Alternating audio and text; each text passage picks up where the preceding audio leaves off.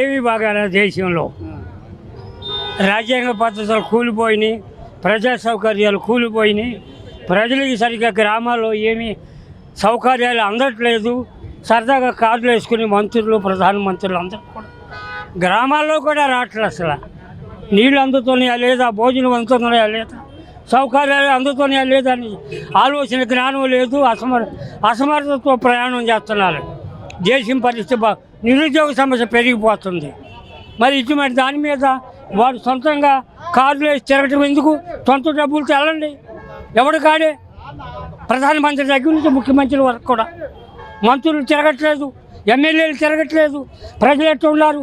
మురుకాలం నీళ్ళు పోవట్లేదు, నీటి సౌకర్యం లేదు. ఎందుకంటే ఇటువంటి విధానాలు డబుల్ ఇంజిన్ లేదు, త్రిబుల్ ఇంజిన్ లేదు. హాయిగా తింటున్నారు, జమానులతో పని చేసుకుంటున్నారు. ముఖ్యమంత్రి ఇంట్లోనేమో 20 మంది, మామూలు మంత్రి ఇంట్లోనేమో 10 మంది, కలెక్టర్ ఇంట్లోనేమో 6. ఎందుకు ఇటువంటి పరిపాలన దేశానికి అప్పులు చేయటం? వాళ్ళేమో 80 లక్షలు, వీళ్ళేమో 20 లక్షలు. ఎందుకంటే అసమర్థత పరిపాలన పనికినట్లు తొందరగా ఎవరి కాళ్ళకి ఇంటికి వెళ్ళండి.